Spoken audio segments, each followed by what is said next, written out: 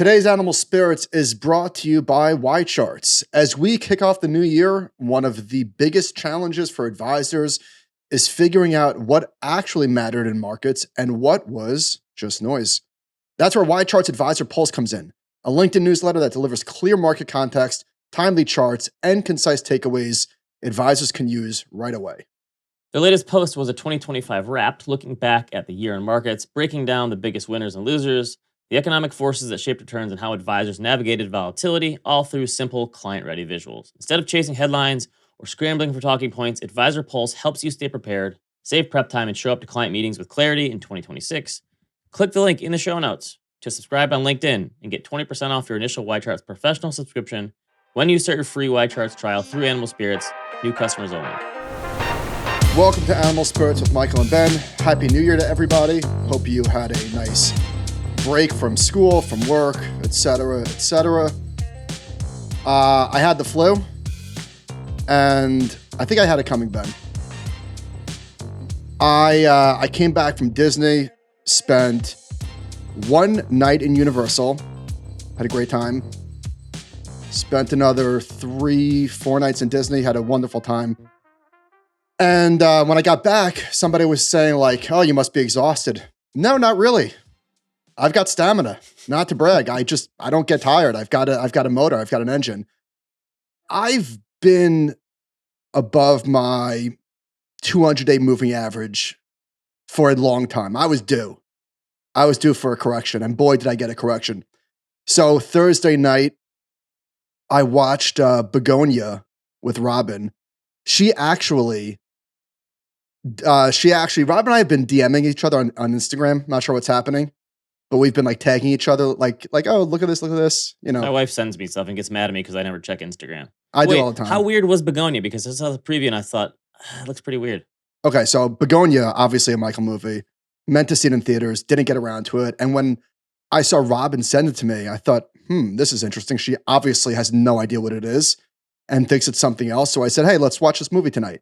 We haven't sat down on the couch and watched a movie together in a decade. Well, it can't be a decade. That's ridiculous. I genuinely don't know the last time we've done that. I'm usually a by myself type of guy. So we watched Begonia. I loved it. She said that was awful, and I said that was awesome. Okay, I'm gonna skip it. Yeah, it's not for you. I'm gonna go with Robin on this one. I wasn't feeling great, but then the next morning I woke up, and I was like, "Whoa, boy, something's wrong." Now, when I get sick, which is not too frequently, I never get a fever. Like I don't remember ever having a fever. I'm sure I have, but I don't get fevers. So, and every time I get sick, I'm an exaggerator. I'm a baby. I do overdo it a little bit. Robin doesn't want to hear about it. Like she had no sympathy. Leave me alone. I don't care. You're not sick. You're sick. You are sick. You're not sick. Don't care either way. But she usually doesn't believe me that I'm sick. So I woke up. I was like really struggling to get out of bed, but I had a podcast to do with you guys. And not to brag, a lot of the meat of the show was stuff that I had put in the doc. Otherwise, I would have just bailed. So I did it with you guys. By the way, you looked very sick. I got on the thing, and you looked very sick. I felt awful. Matter of fact, I was genuinely close to bailing mid-show.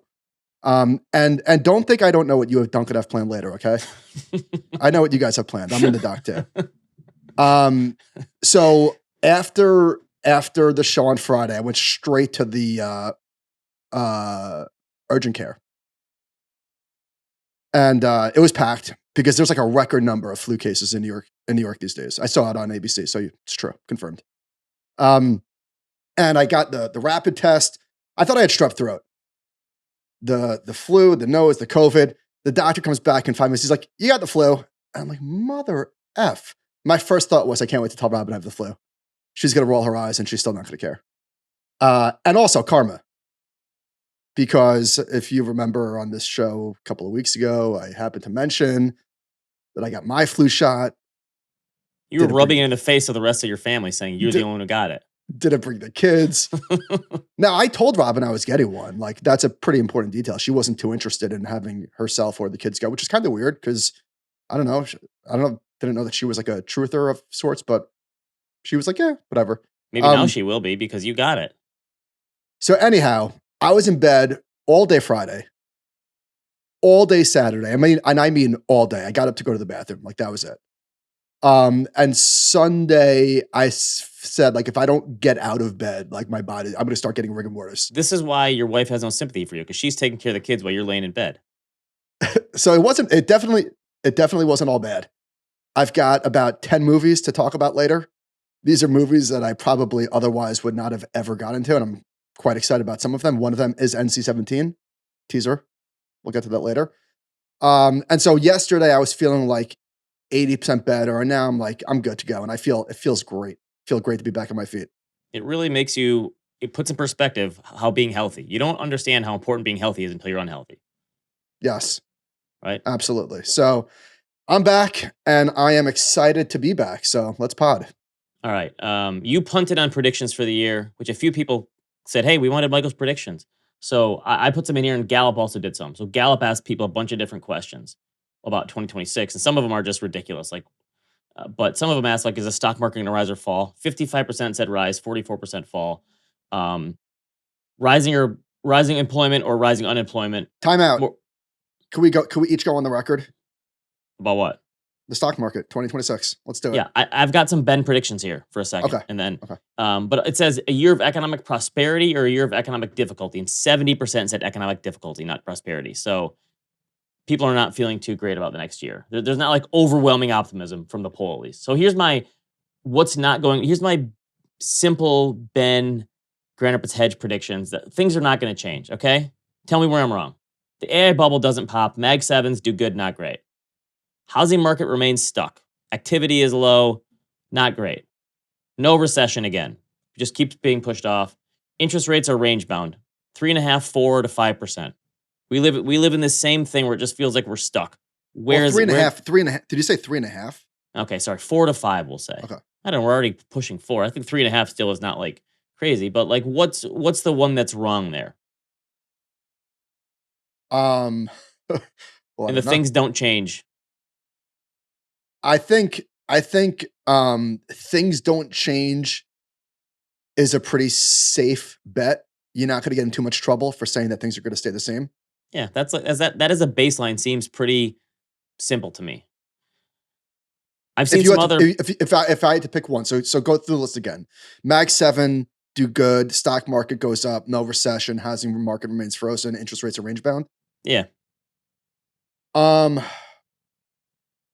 It's just a continuation of what we've been experiencing.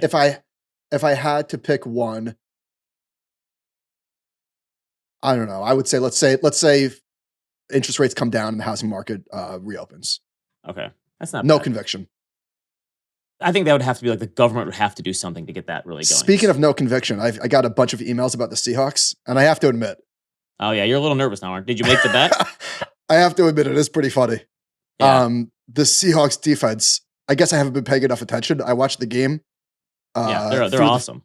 Through the flu. What in the world? Did I just make a very bad mistake? I don't think so. It's because they stole Michigan's old defensive coordinator, Mike McDonald.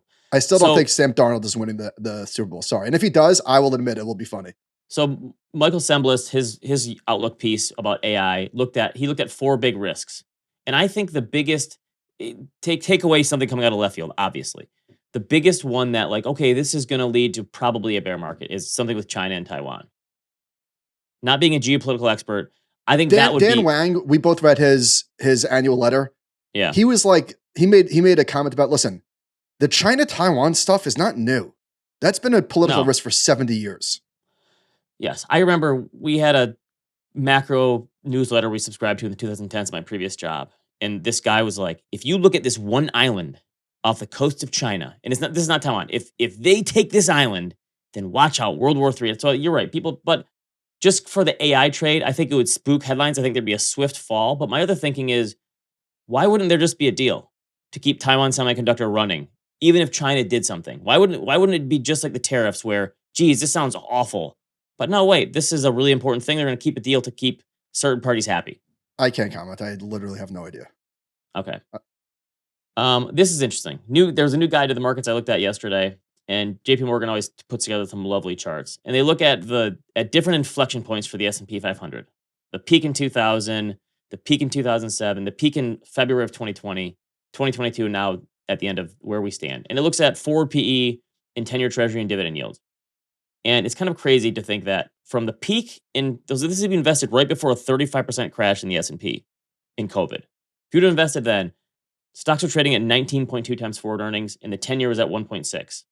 Fast forward to the end of last year, 2025. The 10-year more than doubled to 4.2%. And valuations barely budged from 19 to 22. Now, if you look at that, you would say, how did the S&P do? You'd probably say, oof, not great. Nope, the S&P doubled in that time frame. Yeah, I think a lot of the stock market data and stuff that we're talking about, it's all AI. Obviously, it's all Nvidia, Google. It's all the Mag 7 stuff. And Semblus had But a just data the whole point. thing of how rates more than doubled. There's no way anyone would have thought, okay, the stock market doubled in that time too. Of course, No and way. there's no way anyone could have predicted a revolutionary technology. Semblus in that post was saying how if you took Nvidia out of the market, I think it was just Nvidia, then Europe and whatever else is outperforming. And obviously, I love Semblus, and I know he knows this, and the point is valid. He's just to show like how much Nvidia has helped the market. But it's also like saying, well, like take Jalen Brunson's 30 points off the Knicks per night, and they only score 85 points. It's like, yeah, but the returns probably they wouldn't have been redistributed equally, but there could have been returns that would have been had elsewhere. That's fair, but I still think you're dismissing a little bit of the rest of the world. So the ACWI is up, I don't know, 75% in that time. And obviously, big part of that is because the US makes up a chunk of that. But it's not just the Mag 7 anymore that's going up. Well, everything has joined the party. I'm just saying the specific for the S&P 500, like from 22 to today, is 70% of the returns Mag 7? I mean, it's a lot. True. It's obviously the earnings too. So the next one is JP Morgan. They looked at the estimated earnings for 26 and 27, and both are 15% per year. So I guess that's probably the risk, is that people are just, the estimates for earnings are way too rosy. Yeah, that's a very obvious risk. Yes. But doesn't it seem like every risk right now is obvious? Isn't that always the case? Or not? Maybe not. I feel like it's more so now than ever. I think in this cycle, right. the risks are more obvious than we've ever had them, I think. I think you're right. And I also don't think because everybody thinks AI is a risk that it's not a risk. Like, I don't buy that. I think it's way too cute. I also love the fact, and I sound like a broken record here, like I love that the market is rejecting the bubble for now.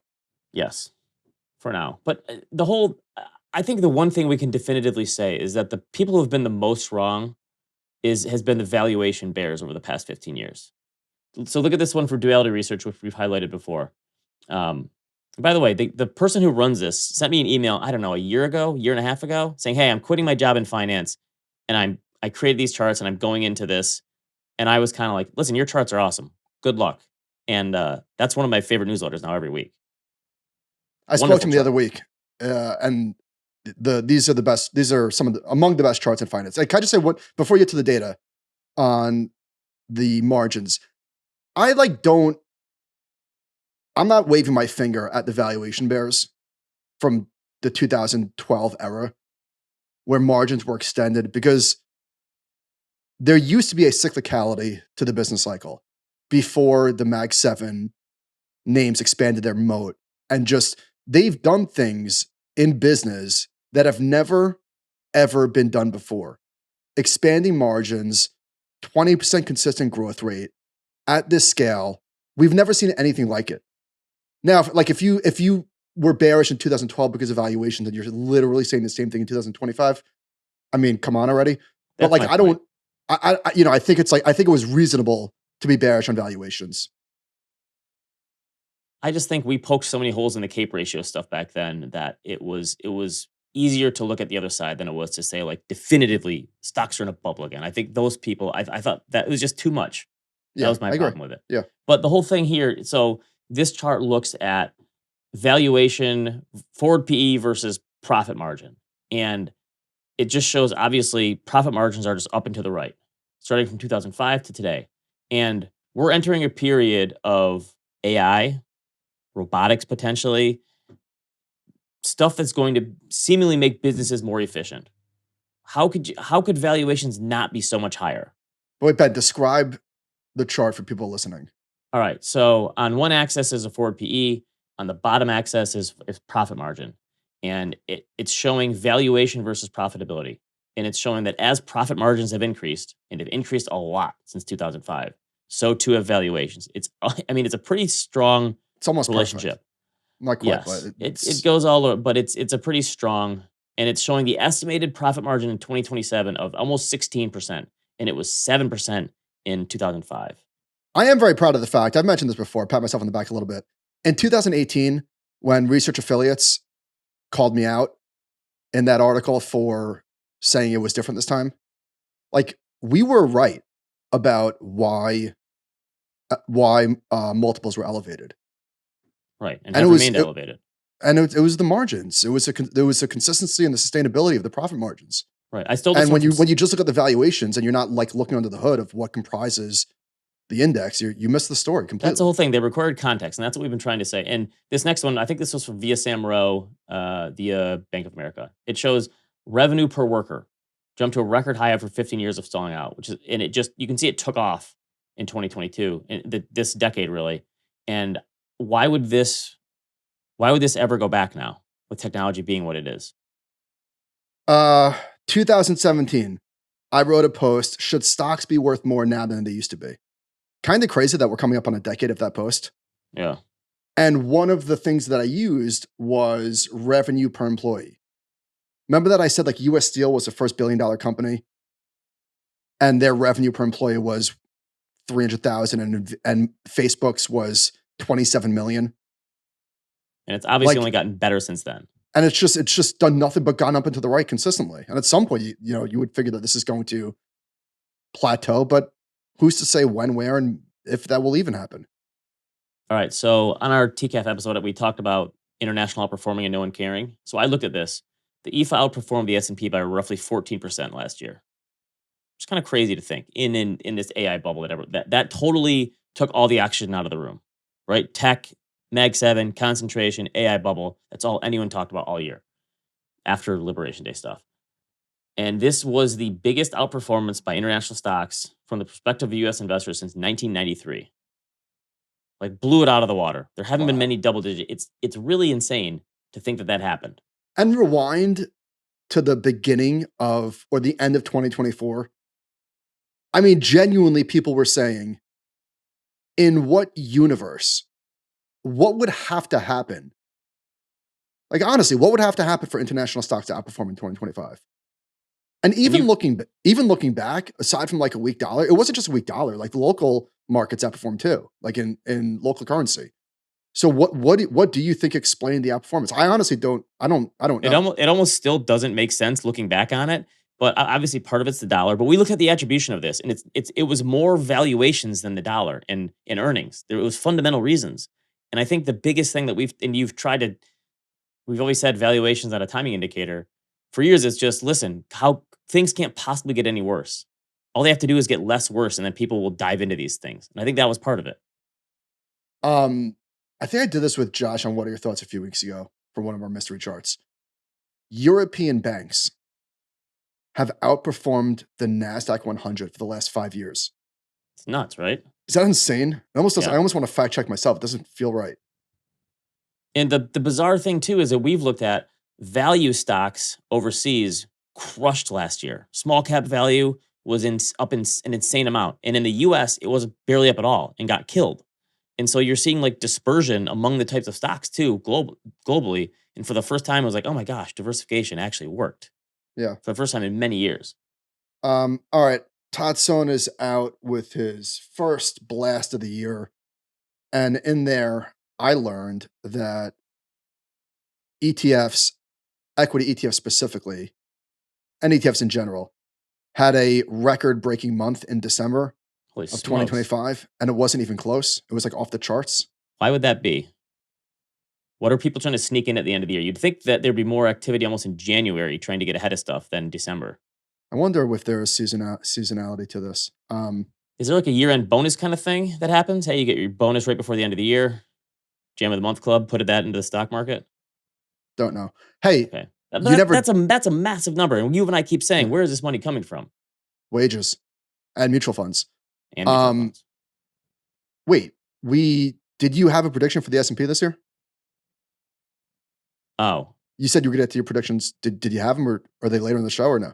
oh, I didn't. I did not give a level for the S&P. Would you like me to Okay, give you an I, estimate? I I would like one, I please. said every year I'll either predict a 20% gain or a 10% loss, and I can't so we've had so many 20% gains. I think I'd be leaning more towards another 20% gain, and this thing gets crazy. I'd say that's 75% chance and 25% chance we have a 10% loss. How's that? Okay. If you had to Um, handicap it, do you think that we will have a 20% correction? Because a 15 is baseline. Do you think we'll have a 20, a bear market? I think that's another possibility. Yes, we had 3 times this decade where the stock market has been down double digits from peak to trough at some point in the year and finished the year up double digits. And I think we could probably have one of those again. All right. If you had to handicap the likelihood of a 10% correction, would you say 80-20 or even more? So historically, it's to 66%. Okay. So if I put it Wait, at 80, that's yeah, it? It's only 2/3 of years have a double-digit correction? 2/3 of all years since the 1920s have had a double digit correction at some point, peak to trough. Huh. I would thought it would have been higher. So 80%, I'd say that's probably not bad just because we've had a good run. So yeah, I think that would make sense. So if we're making an odds board here, 10%, 20%, yeah, I think we could go 80% for a 10% correction, 52% for a 20% correction. How's that? All right, let me get more specific. Will there be a bear market? Will there be a 20% correction in the AI names? Oh, does that include Mag 7 or are you talking about like the crazy stuff? I don't want to split hairs. Let's just say in general. No, when I'm so crazy, I'm not talking about like core weave. Okay. Like So you're just talking Nvidia, Google. yeah. That'd be a way higher percentage than the overall market, I would say, for sure. Yeah or Google was nay? up 70% last year. Yeah or nay? Had to bet. I don't want handicaps. Like if you had to bet. Yeah, and then they still finished the year up. Okay. I think that's a pretty safe Okay. bet. All right. See what I did there? I can't be wrong. That's good. Put me on CNBC, Mom. That's good. I will go on record as saying the market will have another up year. 75% of the time, it works every time. It's true. Not a very bold prediction, but oh well. All right, let's do some stuff in the economy. There was a lot of talk of the second half about a weakening economy. All fair. Same store sales as a proxy for how the consumer is doing are just fine. Doesn't it seem like the number of recession predictions has gone down every year since 2022? It seems like now is the lowest number of predictions I've seen for recession going into a year. Well, 2023, everybody was expecting a recession. Everyone. That was that year. 2024, there were still some people. Going into 2026, I feel like now no one really thinks we're going to have a recession. Doesn't it feel that way? Besides the usual doomers. Yeah. I don't think that's in anyone's parlay book, a recession this year. A nationwide recession. Yeah, probably not. All right. Let's talk about this. So there's a handle on Twitter, middle class party, middle_class_US. Tweeted, Denny's is closing 180 locations by the end of 2025. Jack in the Box is closing 150 to 200 stores. People didn't stop liking food. They ran out of money to spend on it. And this went mega viral. 11,000 likes, almost 3,000 comments, 2,000 retweets, 300,000 impressions.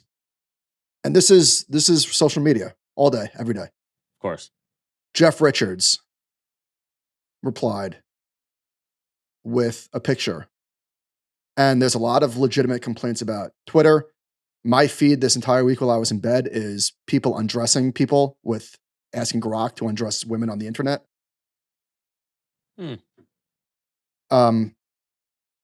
So there's obviously, don't need to like belabor the bad side about Twitter. There's plenty of it. We talk about it. This is a good feature. So there's an about this account, and Jeff Richards took a screenshot, and the account is based in Bangladesh. Of course, trying to. My hope It's is this is how much of the negativity is literally fake foreign agents. farmed. My hope for the because I keep worrying about this for my kids as they get older. My oldest daughter is 11, and we talked about social media the other day. And I hope that there's just it's so overrun by AI that the kids all go, why? What's the point? Why do we want to like be getting our news there, information there? If it's just run like if they're gonna be looking at Instagram and looking at stuff on TikTok, fine, I guess. But for the other social media stuff, like the information, if they just go, if some of it's fake, then we're gonna think all of it's fake. I hope that's what these kids think. I think that's such a great point. I'm glad you said that because it is alarming. And I was thinking about this, like, remember all of the Facebook misinformation, disinformation, the Cambridge Analytica, all that stuff.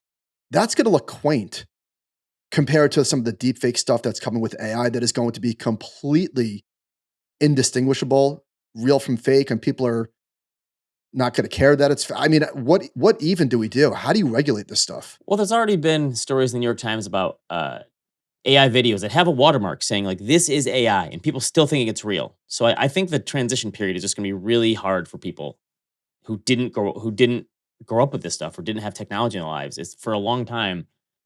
Certain people are just going to be fooled by it, and we're just going to have to live with that. You're I gonna don't know. need you're gonna need a new chapter, and don't fall for it. Yes, Remember, like that was the golden age of fraud. yeah. Like this is You gonna ain't seen just nothing be yet, right? By the way, whatever's coming is gonna be awful. this middle class parties guy, his thing about Denny's closing, the Jack in the Box closing, people ran out of money. It's not true. Look at this next chart. So Well, of this is course, from. it doesn't even matter. But this is like all of Twitter. Oh, I know, of course, because people like to.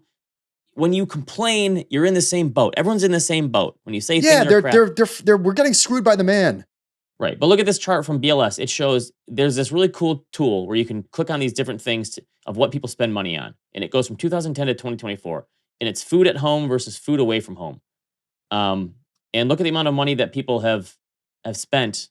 Both of them are up into the obviously inflation is a big piece of this, but it's not like people have decided to stop spending money going out.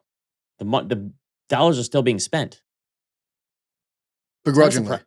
Yes, right, begrudgingly, but it's not like people have severely changed their behavior.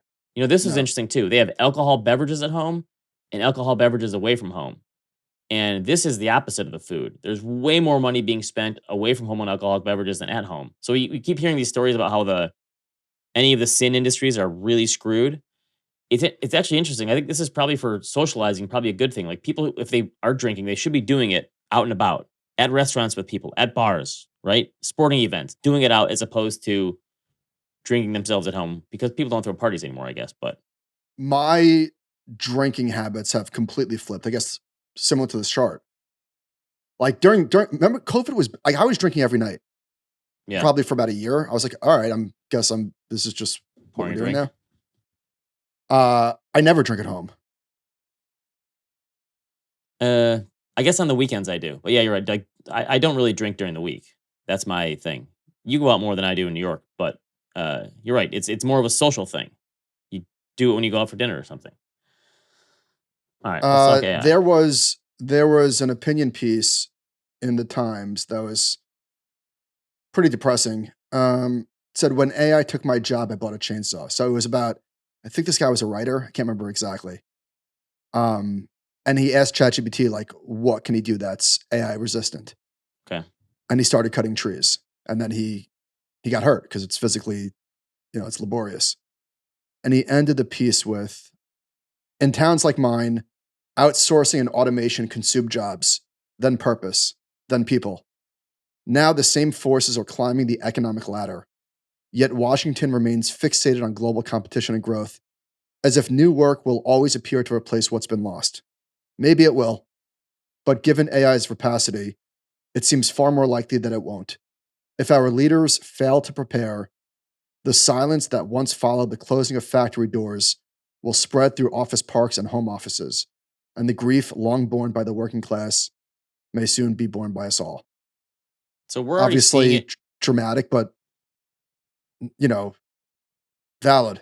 My Maybe valid. thinking is like the AI is like if you see it in movies and stuff already, you see AI is like in every new movie now, AI is the villain, right?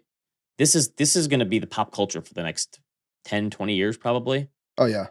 right? There's going to be so many books written about this and so many movies about this, and the impact of this is going to have just a long tail, a very long tail. Yeah, I do wonder. I mean, that is a question. Like, there are obvious jobs that will be lost to AI, to automation. You can name them.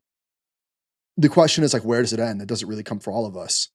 I mean, all of us is absurd, but there was a chart in Benedict Evans. Um, what is it? Annual report? I don't know. He Yeah, does. he He gives an does. annual presentation. Okay. And he wrote AI layoffs a red herring in the short term.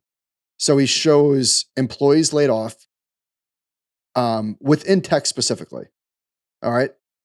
So employees that are laid off, and then companies with layoffs. And yes, there was a spike as ChatGPT launched. That was way more to do with macroeconomic forces, Right. right? That was just a bad Then time in the economy. It was yeah, that 9% inflation. had nothing to do with ChatGPT. Since then, both of these numbers are down to the right. This is surprising. This does not match with the headlines at all. No. And you would think that tech would actually be the place because you hear about how much AI helps with programming. And so you'd think tech would be the place where this would have the biggest impact immediately. You would. That's surprising. I'm on like, I know there's going to be a difficult transition for millions of people. I don't know what the number is. Is it 2 million? Is it 5 million? Is it 10? I don't know what the number is. But I don't think that it's going to completely take over and ruin tens of millions of jobs. I don't believe that. There's too much inertia in the system. I don't think that's going to happen. Neither do I. I guess the question is how many jobs are going to be destroyed, and how does that impact society? Even if it's only a Right. small percentage, what if it's 7 million people? The thing I mean, I keep think thinking about about, 7 million people. I made the number up, obviously, but and I'm not saying that these are great jobs for people, but think about the new industries that have popped up just in this last 10, 15 years. DoorDash, Uber, all these things that didn't, I'm not saying these are good jobs for people, but these jobs that came from technology that did not exist before, that how many millions of people do now? And those I jobs know. are going to get displaced when we have self-driving But cars, I right? guess the point is like those are terrible jobs. Of course. And how many people do them? So I'm just saying there's going to be new jobs that come about because of this. And I don't think we even know what they are. Yeah, I agree. And hopefully they're better than what exists. All right, Ben, let me have it. Okay, so we did a live talk, Compound and Friends on Friday, and I gave this take about AI, and you immediately came back at me and said, "Hey, what the hell, man? You stole that take from me." And if you look at my face on the video, I'm totally confused because I thought, "Oh man, did I? If I did, I had no idea." And then a bunch of people emailed in and said, "Wait, what's Michael talking about? Ben had that take on the latest Animal Spirits. Duncan, play the clip." Duncan found the clip for me. So you and Josh and I next week are going to have a live show for TCAF, right? I want to talk about this then with him, but I want to plant the seed a little bit here. I feel like people keep putting this stuff all in one big bucket. Like it's either going to succeed or it's going to fail, and it's all or nothing, right? Yeah. But what if it is like, hey, listen, these two companies figure out how to work it, and these other companies figure out how to use it better, and these companies, they do crash and burn, but it doesn't bring the whole thing down. I think that's the way people are thinking about it that could be misinterpreted or misunderstood, is that it's like it has to be all or nothing. And what if it just doesn't? Okay, so you put my take honor on the table and you called out my honor for takes. And did I incept that into your brain? Yes. Why did you? The take was so good that you incepted into my brain. Listen, guilty as charged. In my defense, I'll give you you were sick. I'll give you that much. That was a flu pod. My brain was a bit scrambled, but yeah, that's embarrassing. You just said, and you stole that take from me. You. The funny thing is, I just thought maybe I missed it from you. You said it, and I was thinking of something else. What's this hallucination? But I had to have Duncan pull that. Fair enough. What's the hallucination rate thing? Okay, so I am about to cancel my $200 a month ChatGPT thing, which I kind of thought that I was going to when I did it. It was more Yeah, of like that a was very test. quick. It was more of a test than anything. Like I would have said like probably 80-20% chance that I cancel this. That was like what I thought going into it. And I'm canceling it primarily because I don't see enough value out of it. Right. Right? Like I don't think that I'm going to notice a huge drop off from the $20 a month. Okay. And also, so ChatGPT, Gemini, whatever, these tools are amazing. I'm not trying to be a complainer. Like I understand that they will never be worse than they are today. Right? Like think about what the iPhone is today versus what it was when it came out, or Netflix when they had nothing on the service. Right? Like it's early and it's going to be amazing. And maybe one day I will need the $200 tool. All right. All that. Okay. It gets shit wrong all the time. Yeah. Like Still all does. the time. The stuff that really is infuriating is the simple stuff. Hey, change this little thing about this picture just had you create. And then it can't, for some reason, the simple stuff is the hardest for it. But there's a lot of like factual errors. For example, I asked, are the Lions mathematically eliminated from the playoffs? And it said like, yes, they finished the season 8-8. And I was like, what? The season's not over. And it gives you the whole, oh, you're right. I apologize. It's one of the movies that I was watching that I turned off actually because it was way too boring. There's a 1974 movie, I believe, called The Conversation. It's with Gene Hackman, who is obviously one of the greatest actors of all time. Francis Ford Coppola. I had never heard of it. Oh, good Rotten Tomatoes. Let me fire it up. I was just bored, whatever. So it got me thinking, hey, whatever happened to Gene Hackman? Remember like the double death, and there was speculation and it sort of just fizzled out.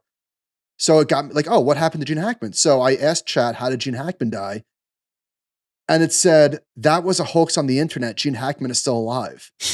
And I said, like, what are you kidding me?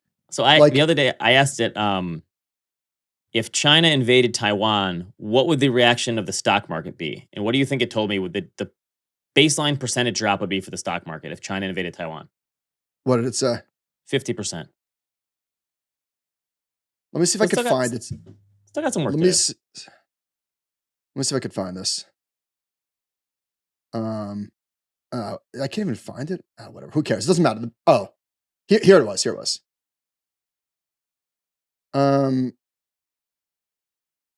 I said, yeah, okay. There's been no find. So did they ever find out how Gene Hackman died? There's been no finding because Gene Hackman has not died. Gene Hackman is alive. He retired. And then it said, like, if you're thinking of a death hoax that circulated online, that's almost certainly the source. So I said, Gene Hackman is dead. What are you talking about? And then I started complaining about how much money I was spending. But anyway, getting back to the point. Yeah, getting back to the point. So in Sembolis's post, he has AI model hallucination rates, which are incorrect responses as a share of total questions. It's high as shit. That's like ChatGPT 5.2 is still 45%. Like, wow, it's too much. It's basically a coin toss if it's going to get a factual answer right. And there are some people who take these as religion, right? This is it. What this thing says is right. It's perfectly accurate. Wow, those numbers are really high. Okay, I mentioned on TCAF last week that we flew into Phoenix for a week just to have a nice time at like an Airbnb place, do some hiking. I got a hiking story later. But the first thing I noticed coming out of the airport is Waymos are everywhere. And I was like, oh, I forgot Phoenix is a big area for this. I didn't think of it, but I started seeing them everywhere. And we rented a car, but I told my wife and kids, I'm like, we have to take one. We have to do this. And they're like, why? I'm like, we have to do this. It's literally, look, there's no one in the driver's seat. This is a miracle that we create this. And so we took one to dinner, and so we can hold 4 passengers. So we had 10 people with us. So we had to take 3 of them. And everyone was like, oh my gosh, this is the coolest thing we've ever done. It felt like you're going on a ride at Disney. And to see the steering wheel move on its own, and it's funny, the driver's side, the seatbelt is buckled. I think it has to be so it doesn't beep, but the cars are Jags. It's really nice. Everyone we were in is super duper clean. You get in, it gives you instructions. You hit the start button after you're ready to go. It tells you what to do. You can hook up your own Spotify to it. It's unbelievable. It like changed my life. And I don't know how you could experience something like this and be bearish on the future of humanity. The fact that we created a car that can literally pick you up and drive itself. And it was, the craziest thing was, at the red lights, I thought like, are these things going to be really slow? It like takes off from a red light. Like it goes with the flow of traffic. There was only one time where I was at a green light and it was a left turn lane and had to turn, and it kind of started to go, and then it hit slammed the brakes on because cars were coming, and it probably could have made it, but it decided no, I'm going to be, and it like gave a little read on the screen saying, hey, sorry, cars were present, and then it took off. I never felt unsafe for a minute in it. It's crazy to me that these are going to be on the road everywhere in, I don't know, 10 years. Yeah. I don't know how you could be bearish on humanity, that the fact that we have the ability to do this. So NVIDIA yesterday said they want to power robotaxi fleets with chips and software by 2027. Jensen Huang said this at his thing. Waymo, I looked this up. They said they've done 14 million trips in 2025 so far. 20 million lifetime trips by the end of the year. And they were everywhere there. You see them all the time. They had these big things on the top that swirl around as like the sensors or whatever. And just seeing these cars with no one driving in them is wild. And I'm sure it's something that eventually you just get you. We took it like 5 or 6 times, and then like, okay, it kind of wears off, but it's magical. I can't imagine them going around New York City with all the honking and moving and nudging. I don't know how there and that's. stuff. There's too many people that are just crazy walkers in New York City, right? That just run across the street when they shouldn't be. Like, I don't know if it would work in New York City, but it would be hard. It's amazing. Yes, it really is. And the thing is, I don't know how Google is obviously subsidizing it to get this up and running, because I think the cars cost 150 grand. Our rides were way cheap. We got like something one of the nights saying, hey, 25% off all rides. And like the rides for like a 20-minute ride was like $10. It was cheaper than Uber. Yeah. To start, amazing. But it's magical. All right, speaking of cars, I'm close to making my decision. Okay. This is like LeBron and taking his. I'm taking my talents. So I test drove the Lexus GX. And I test drove the Range Rover. And I've been pretty vocal about my shitty car experiences and saying like, I just want a car that's like not going to give me trouble, which would steer me to the Lexus, right? Mm-hmm. It's not a cheap car. The Lexus GX. Okay. I got in it, I drove it, and it felt. Are there any cheap SUVs anymore? No. And it felt fine. It's a very nice car. Like I'm definitely not a snob, okay? It's a very nice car. But I'm not buying the car. All right? This is not like a car that I'm going to have for 10 years. Right? Where if you're buying the car I would never ever buy a Range Rover. Oh man, you're setting yourself. You're gonna have so many problems. I'm already marking it down. This thing's gonna be a lemon. But here's my thinking. I'm not a snob, but I'm buying a Range Rover. I know. No, listen, I'm embarrassed because I don't consider because it's a douchey car. I know. I see them all over. I think you actually said this to one person. Didn't you say it to someone? I said this to a friend of mine years ago, and he happened to drive it. I didn't know he drove it. Yeah. It is a douchey car. It just is. And I'm a little bit embarrassed. However, I'm also very proud. I'm doing this for me. Like I'm not doing this like for external purposes. I love this car. I love how it looks. I drove it and I felt really good. It's the type of car that I will get in, and I hope maybe it'll wear very quickly, and I'll report back. What's the model? I need to know the model. The regular one, the full size one. Okay, there's like a bunch of different models now. Okay, so all right, but I drove it and it drives awesome and it's a beautiful car. And yes, like there was a piece of me that is embarrassed to be perceived as like, oh, look at this douchebag. Yeah, but you know what? If you test drive the Range Rover, you're never going to go to something else.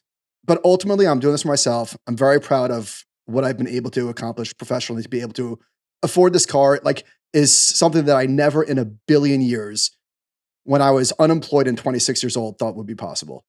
So I'm doing this for me and also for the content, because let's be honest, if it breaks down and it's a piece of shit and I go mental, it would be very funny. Yeah, add it to the list of the Audi and the Jeep and the Range Rover's next. But on that front, I'm leasing the car, and yeah, obviously I'm rolling the dice because the statistic objectively, this is like not a reliable car, right? And hopefully that's what the lease is for. So I'm not 100% done, but I'm not getting the Lexus regardless. All right, good for you. I like it. Thank you. So, all right. On to Disney. So I don't love like the cynical stuff on the internet just in general. Like I just it's very easy to be cynical about everything. People are taking pictures of Disney. Oh, I can't imagine. Could you imagine who would like listen? I don't like that attitude anyway, but it's just a magical place. It really is.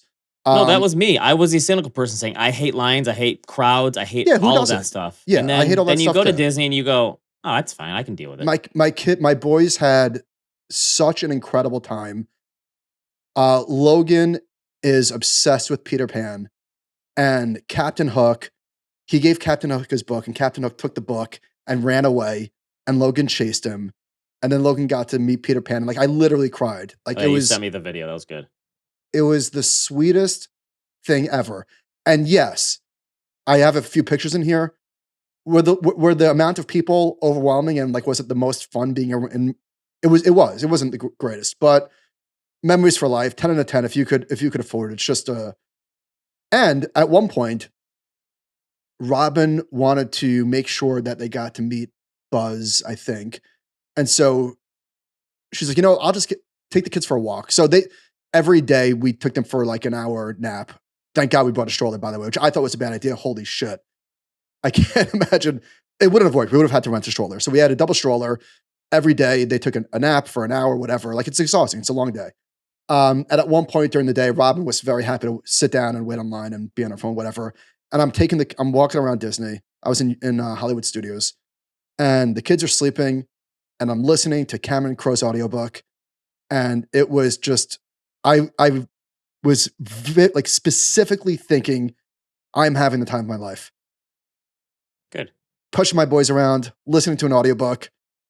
Robin's a load. Like it was f***ing awesome. And I think I'm done with Disney. This is my third time. Yeah, I think I'm good. Me too. I said that. So too. wait, so here's the point I wanted to make. So with investing, all the time, Peter Lynch obviously popularized this. Invest in what you know is a little bit more nuanced than that. But you see a place like Disney, and you're in a place like Disney, and I heard a few people saying how much money they're making. And yeah, the theme park is a gold mine. Parks and experiences are a gold mine. I think the number I saw was between all the parks, it's like 1 million people a day. If you put all the parks together. And you think about the money people spend. I thought the same thing. So I got a question for you on so you've got these charts in here, you can get this, but yeah. If Disney never would have done Disney Plus and they just would have like give their IP to other people, right? Hey, Netflix, you buy it from us. HBO, buy it from us. Peacock. If they never did Disney Plus, is the stock way higher today? Way higher. Probably, today. right? Way higher. Look at all the travel stocks. Way higher. Right? If it's just the parks and they're making movies and they're renting those movies to other streamers. Now, but hold on, because we have to consider that ABC is obviously a huge property, right? So if Disney Parks was a standalone, separately traded vehicle, the parks and experiences, right. Yeah, I think the linear stuff and Disney Plus is absolutely an anchor. All right, so here's the deal, Jack. The earnings per share hasn't gone anywhere in a decade. The stock has underperformed on every single time frame for the last 30 years. The earnings chart is crazy. I had Sean look at the 1, 3, 5, 10, 15, 20, 25, and 30, and it's underperforming on every time frame. And so the 30-year time frame, the S&P is up 10% per year and Disney's 7%. That's a big number. Okay, so I'm glad you said that because the actual numbers are astounding. And yeah, the company, it's a phenomenally profitable business.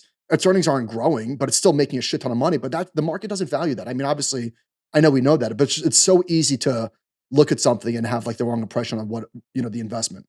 All right, so Disney. Because the Disney parks don't scale. That's the thing. The hope was Disney Plus will scale. Obviously, it didn't. They haven't added subscribers in 3 years. That's why tech companies are better than, yeah.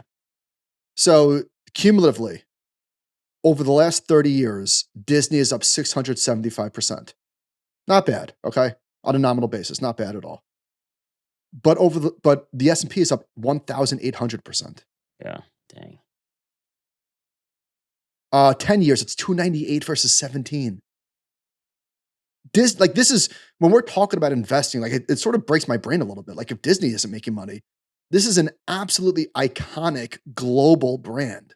What Yeah. has stronger resonance with people than Disney? And And yet, anyway, I'm beyond overjoyed that my boys got to experience it. It by the was way, someone in the comments last week said, I will pay these guys to stop talking about Disney every yeah. week. And then the next comment was, they'll just take that money and go to Disney again, which I thought was pretty funny. So Um, kudos to the guys in comment. so I am going to. So we're going back to the Bahamas in February. Because Disney was not exactly a relaxing vacation. Right. And I was thinking like, so I take 2 vacations a year with the family, December and February. None of this happens without points. Helps a lot when you have kids and plane tickets and you're My right. plane tickets and the hotel is with using points.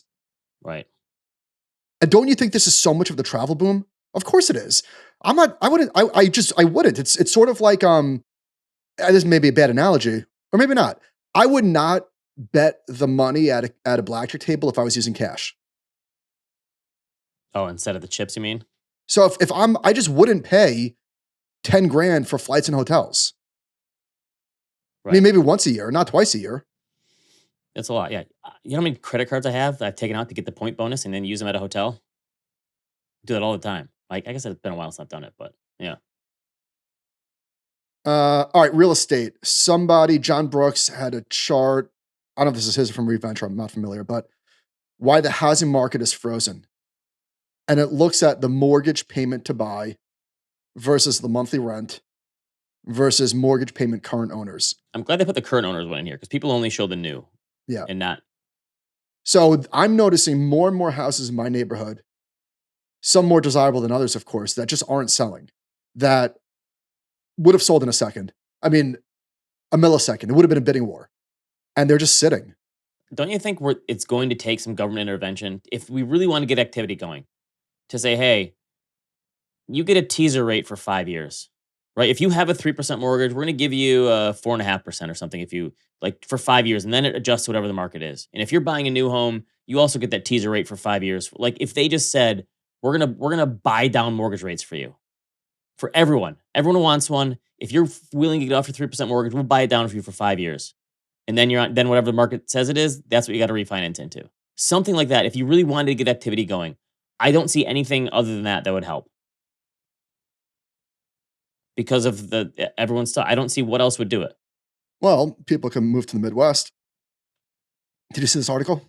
No. Wall Street Journal, Americans are looking to the Midwest to find affordability. Not a lot of data in here in terms of real estate Midwest specific stuff, but they were just talking about a lot of anecdata, a lot of Right. Stories John and Jane Smith. But they were saying like not only is the Midwest affordable, but they also showed that it's not just because wages are stagnant where people have no money. Like they have a chart showing after-tax wage and salary growth by region.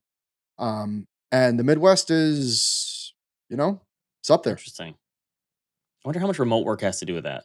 The fact that you could potentially earn a higher wage living somewhere else. Are you what is the housing market like where you are? I mean, the prices are, it's getting to the point where it's like, oh boy, it's where it's not that as affordable anymore. Like that, but you're seeing people push back when people try to list for really high prices. The market is pushing back. I have a few friends who work in real estate who are saying that like that stuff's selling, but if people try to like buy something and move in a couple years, they're not going to get what they paid. So, but the prices here are much higher. But compared to the coasts, people would laugh at the prices. Yeah. So you're All right. right, let's save this private stuff for next week. Okay.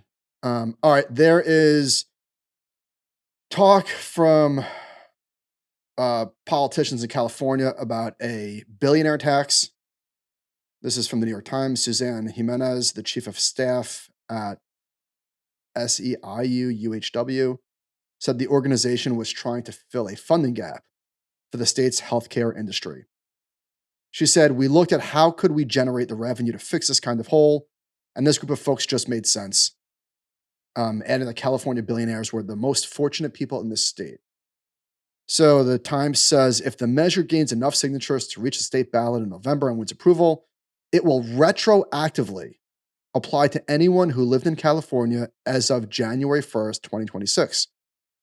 Those with $20 billion in assets who resided in the state on the date would face a one-time tax of $1 billion and have 5 years to pay it. Larry Page, for example, that would result in a one-time tax of more than $12 billion. Peter Thiel would be 1.2. So these people are not going to be in California if this is actually happening. And it's easy to yell tax the billionaires. It's so stupid. Like, first of all, the problem, and it's very easy to point to inequality and the problem of the billionaires. No, that's not the problem in this specific case. The healthcare system is the problem. And I don't care how much money somebody has. Nobody likes to pay taxes. Like, oh, who cares? What was the number for Larry Page? $12 billion? Kind of a high number. That's a lot of money. 12 billion? I guess the thought is who's gonna cry for the billionaires? I think that's Nobody. obviously Nobody, of course. That's obviously the thought. Of course, it's popular, right? Like, yeah, tax them. But it's not real life. They would just move. Of course. Yes. There's incentives here. Right. Yep. Yes. That it's not gonna work. All right. Real quick on streaming, Lucas Shaw did a review on who's watching what where. Top shows from 2020 to 2025 by minutes watched while in the weekly top 10. NCIS is number 1. Grey's Anatomy is still up there. Unbelievable. That show's been on What for does like 30 NCIS years. stand for? Navy something, I can't Naval. remember. It's been on forever. Wow. Naval. I had no idea. Naval Criminal Investigative Services. So it's funny because a lot of people say, listen, Avatar is like the biggest movie franchise ever, right? Every one of the movies does billions of dollars and has no pop culture footprint at all. No one quotes the movie. There's no memes about the movie. So Avatar is the NCIS of movies. Like NCIS is massive. Who talks about that show? Ever. You've never watched an episode, right? Obviously, why would you? No, Yeah. I don't watch. I'm not 65 years old. All right, Grey's Anatomy is number 2. Bluey is 3. Cocomelon, another one. Criminal Minds is number 5. Yeah, Grey's Anatomy jumped the shark in like season 4. I watched the first few seasons. Do you know what Criminal Minds is? No, but it's got to be something like NCIS. I assume. I'm guessing it's a CBS nonsense. It's crazy that Suits is still up there. Suits in The Office. Okay, Ozark is the most watched show ever. At least, I'm sorry, 2020 to 2025. Stranger Things. Okay. No, this is not Netflix. Oh, just streaming. Okay, that's Stranger very Things. Interesting. Okay, Love so I is finished Blind. Stranger Things, by the way. I only watched the first season. I'm totally out. How was it? I didn't love all the mind stuff and jumping in and out of different worlds, but the ending was like an 80s movie. I kind of liked it. I kind of liked how they finished it. Is the series over? Yeah, series is over. Okay. I kind of liked how they finished it. It wasn't. They didn't need the last 2 seasons, but I like how they tied the loose ends up. Anything else? The Crown. All right, whatever. It's all the Netflix shows. Disney. All right, so we spoke about this earlier. Disney. They show the company haven't increased their share of TV viewing in 3 years. It's just flat. Of course. Amazon all they have is like one Star Wars new show a year. That's it. My kids watch Disney. I blank check. But on your recommendation, my daughter Kate watched Blank Check on the flight to Arizona. Loved it. Did you love it? Yeah, it's a good one. Netflix crushes rivals in competition for film fans. So 61% of viewing time for movies in the weekly top 10. Okay. Because I was going to say, I watch most of my movies on Prime. Yeah, I'm more like an HBO person. Prime and HBO are probably my 2 biggest ones. All right, Ben. So tell me about what happened to you in the desert. I mean, this is the second time that a plant attacked you. Yeah, the plants don't like me. So I got attacked by a cactus. So when we get to Arizona, my son, 8 years old, George, it's the first cactus we see on the side of the road in like a pot. He goes up and has to touch it. Like he's just can't believe these cacti exist. So he has every one he sees, he has to go touch. And I'm like, dude, you're gonna get hurt if you keep. And he's like, oh no, every cactus he's got to touch. So we're at the base of this trail, Pinnacle Peak. It's a really nice hike up the mountain. few miles, getting ready to go. We haven't even gone on the hike yet. Of course, the signs don't go off the trail. All my kids run off the trail immediately. As we're like getting waters ready, getting the bathroom, we haven't started the hike yet. And I hear him screaming, and there's these little cactus that look like sea urchins. And I hear him yelling, and all the kids are over there. He's yelling, I got a sea urchin, I got a sea urchin. And so I run over, and he's got one in his leg, like in his ankle, right by his ankle bone and his sock. It's stuck to him. And if it's this teddy bear cactus that if you touch it, it falls off and it hooks to you. And it looks like it should be soft and fuzzy, but it's not. So he's stuck there. And I said, hey, come here, I'll get it out for you. And there's this guy next to us who's a local. He's like, hey, just take your shoe and hit it off. And I said, come here. And he's frozen in place. He can't move. And I'm thinking, like, what if this has something in it? Like, what if so he's like, no, and he's frozen. And so I'm like, ugh. So I run over and I jump over a bush. And as I jump over the bush, behind the bush is another one of these cactus. And it just immediately goes into my leg. And I'm trying to get off his, and all the other kids are like, oh my gosh, Dad, look at your leg. You got a dart in your neck. Yes. I felt like, in Ace Ventura 2, when he's got two of the, yes. That's what I felt like. So I see it. And I walk over and it hurts immediately. It really hurts. These things are going in different directions. And my son had a little one. I have a gigantic one in my leg. This picture is amazing. It's huge. And so I walk over, and immediately, of course, my wife is dying laughing. And it hurts. And we find the park ranger. He says, hang on, I'm going to go get a comb to get this out. I'm like, what do you mean a comb? I was like, okay, this guy has a thing that will help to get it out. And it hurts. And he comes over and he's got all his tools and he's taking his sweet time. And I'm like, hurry up, man. This really hurts. And I'm not trying to like downplay it. It really hurt. It was not fun. And it's like pulling at my skin in different directions. It's in there good. And the guy comes out and he has a literal comb that you'd get at like school picture day. I thought he had like this big thing. He's like, he looks at it and he goes, and he's got this little tiny comb. He goes, man, that's a big one. I said, yeah, it is. Can you? And so he takes it. And when he took the thing out, it hurt 10 times more going out than going in. It somehow this cactus ripped the hair off my leg. Did the barbs like stay in your leg? Then he had to give me tweezers, and I had to pull out like 10 of them with tweezers. Were you bleeding? The funny thing, you can see in the picture, I'm looking at my hand. I tried to grab it and rip it out with my hand, and that was not a good idea because they all went in my fingers. What's that? Were you bleeding? It surprisingly didn't bleed that bad. I had these holes, and it was painful the rest of the day. It wasn't nearly, I thought it was going to be like bruised, and it actually wasn't that bad. Once it came out, it hurt for the next few hours. I took some ibuprofen. I drank a margarita, and guess what? Still did the hike though. So not fun. I wouldn't recommend it. Wow. Yeah. So and I took a picture there to show you what it looks like. But the one it was much lower to the ground, and man, did it hurt. I'm not trying to be a wimp. And my wife is sitting there like filming me and taking pictures, and she's dying laughing. And I'm like, it actually does hurt. I'm glad you're laughing. I'm glad you think this is funny. Yeah. Anyway, all right, you so want to that go was for some recommendations? That was fun. So I told my son, like, maybe just stay away from the cactus for a while. Like, Anyway. All right, I'll do some since you got a bunch. Okay. I watched a couple good movies this week, new ones. First, Good Fortune was the Aziz Ansari one with Seth Rogen and Keanu Reeves. I have no idea how they got Keanu Reeves in this movie because sometimes you just like a good 6.5 comedy, right? It's not great. It's no belly laughs, but I chuckled 10 times probably. Some people don't like Aziz and his comedy. I tend to be a fan, and him, Seth Rogen. And Keanu played an angel, and he played like the straight guy, right? He's the straight guy. He was really, really funny in this. I have no idea how they got him to do it. And if you put him in his other actors, so Leo and Matt Damon and Brad Pitt and Edward Norton, like he's nowhere near as good of an actor as those guys. No. But I always like when he's in something. Right? He's not a good actor really, if you think about it. But he's good in his movies. I don't know how to explain it. In this movie, I loved him in this movie. He was so good. I don't love Aziz's stand-up, but I like him on screen. Did you and I see a stand-up together?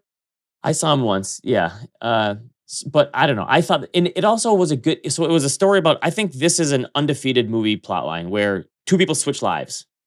And you get perspective. Great. And they switch. Aziz is down on his luck. He lost his job. He lives in his car. Seth Rogen is a rich venture capital bro. And they switch lives. And it's so funny because after they do it, Keanu's like, see, your life isn't very good, is it? He's like, what are you talking about? This is amazing. anytime there's a problem, I just throw money at it. And then he realizes anyway. So it's also a good take on class. I also watched The Life of Chuck, which is I really liked it. And it's the kind of movie where you watch it and it's like 3 movies in one. And when you figure out what it's actually about, by the end, you either go, oh, that's really creative, or you go, oh, I hated it. I thought it was creative. It's based on a Stephen King short story, which who reads short stories? Can we be honest? It's such a great point. Right. Anytime I hear a short story, I'm like, where do you find it? Anyway, it's Stephen King, and this is like a coming of age. It's about life and death, and I really, really liked it. I don't think it's a Michael movie. oh, it's definitely not. It's definitely not a Michael movie because the first 45 minutes are a Michael movie because the first No, 45 it's minutes. not. Okay. No, I You've turned seen it this? off. I turned it off on Okay. the airplane, Okay. All right. which is very rare. So did you make it to the grandparents or not? No. Okay. don't So the think so. grandparents in this movie are Mark Hamill and Sloane from Ferris Bueller's Day Off. I'm like, I know both of these people. Why do I know them? Anyway. All right. One more. Took the kids to see, we were nothing else to do after winter break. The last day, we took them to see Zootopia 2. Whatever. It was fine. It was good. The kids loved it. I know everyone has been really psyched about the return of original IP this year. But I heard Zootopia is just crushing it at the box office. So I pulled up the top 10 from this year. Look at these. Look at these. It's all sequels besides Sinners. Every single one is a sequel or a book or there's nothing new. It's By the Minecraft way, and Lilo and Stitch and Superman and Jurassic Park and my dad is like you. My dad texted me. Let's see what he texted me exactly. He watched one battle after another, which, by the way, I bet on to win Best Picture because I guess it's going to. Yeah. He goes, I thought Frankenstein, this is just a random text from my dad. I thought Frankenstein was well done. I did not enjoy the DiCaprio movie. Yeah. Thank you. Yeah. Thank you, Mr. Batnick. Yeah, I like Zootopia. Also, I rewatched Fargo the other day. The scene where he shows the road level bumps, I think he stole that from Fargo. Fargo did the road level thing. I love when the guy's smoking the cigarette. Yeah. And that is my favorite movie of all time. I've heard you say it before. It really watch is. it probably once or twice a year. Okay. All right, what do you got from your bedridden days? Okay. This dude, I was on an absolute heater. This is like one of the benefits of being stuck in bed. I was quarantined, like completely by myself. I'm gonna start with 2 Ben movies. Okay. Let me go this one first. One that I did not care for, Train Dreams. Okay. I figured you wouldn't. I loved it. It just super boring. I get Okay. it was like maybe a good film, whatever. You're a film guy. When did that happen to you? I just really enjoyed. I just thought about the simplicity of that guy's life, and I really appreciated it. He cut down the trees and he built the train tracks. That was his. And then he had a little cabin on the river. I really appreciated that. All right. Okay. I watched I Like Me. Did you know? So that was the John Candy documentary. Did you know that Colin Hanks produced and directed that? Yeah, pretty good, right? Ryan Reynolds was the producer too. Wasn't that really well done? Holy cow. I cried, obviously. How could you not? It was very good. Unfreaking believable. I'm a little bit, there's a big difference in our age gap in terms of like growing up because you were very much like a child of the 80s. I was born in 85. Right. So I know John Candy from like the cameo in Home Alone and Cool Runnings, and you're like an Uncle Buck. You're like a real John Candy guy. Right. Yes. I was a little bit later. Spaceballs, of course. Barf. But what a monster of a person, in a good way, obviously. Just a tremendous human being. Amazing doc. Could not recommend it highly enough. And just like a great documentary too. Like it's awesome. Really well done. Yeah. All right. So Begonia, I already said before I got sick. That's a recommend. I'm going to be very specific with how I talk about these movies. All right. Influencers. That Influencers I was watching, sick or not. Sequel to Influencer. This is a Shudder production. Fantastic. So good. Horror movie? Not quite. I guess it might be under the horror genre because I don't know where else you would put it. Is it a genre movie? I don't know what you call it. Thriller, suspense, horror, whatever.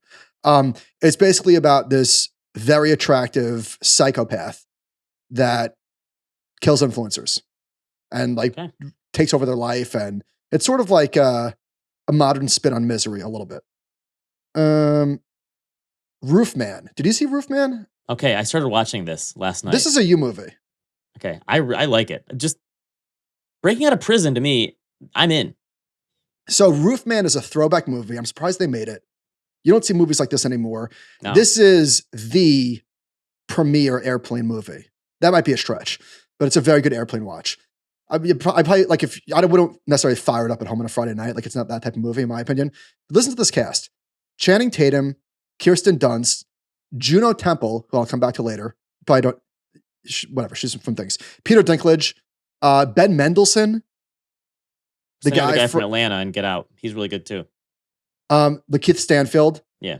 Like unbelievable cast, and it was a good movie. I'm enjoying it. It was a good movie.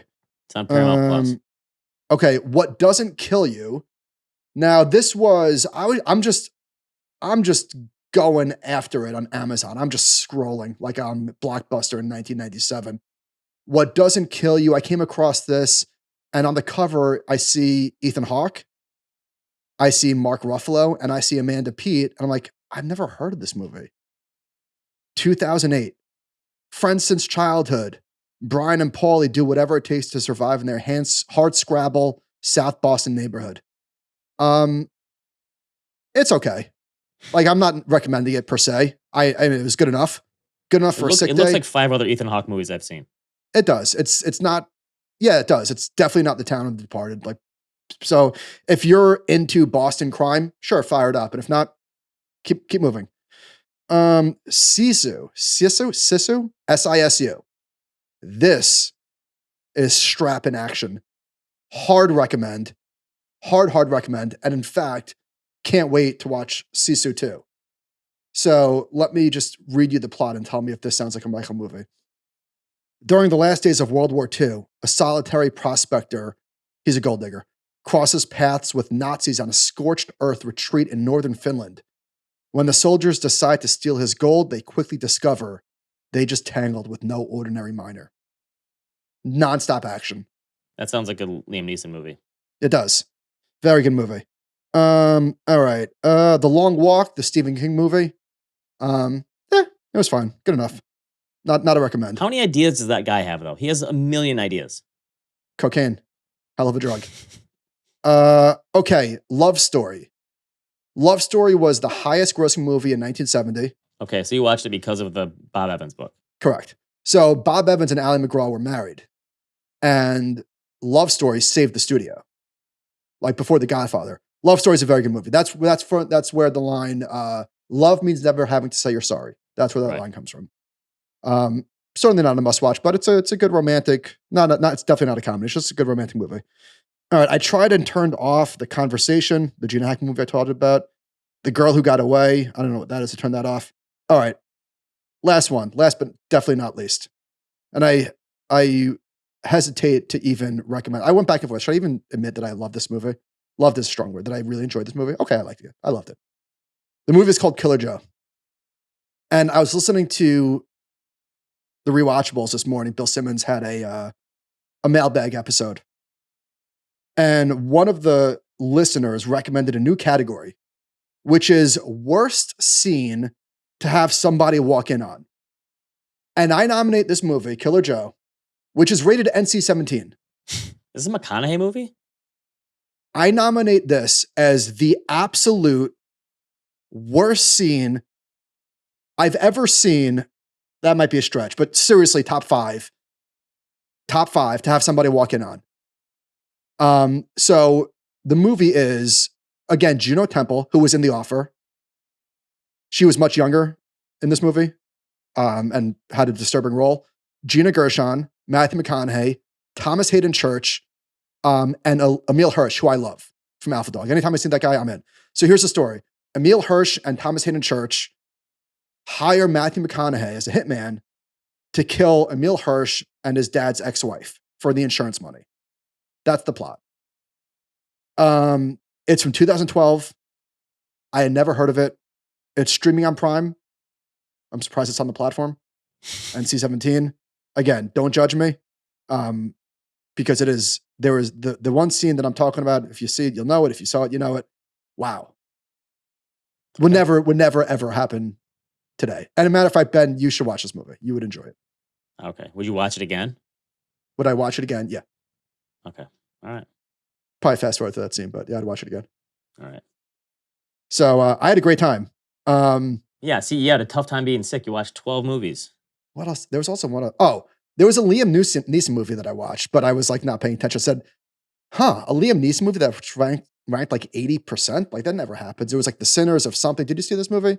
No, but they're all the same. Come on. The Sinners. No, this was not this. The Saints and Sinners. I think I fell asleep. Whatever. I had a great time. Being sick sucked, but watching 12 movies that I wouldn't have seen most of these, almost worth it. Not quite, but almost. Okay. Get your flu shots, kid. Get your flu shots. All right. Good to be back. Feels good to be healthy. Thank you, everybody, for tuning in as always. Wishing everybody the best year of their lives. Animal spirits at thecompoundnews.com. We'll see you next time. Thank you for defending my honor, everyone, for Michael calling me out. I appreciate it.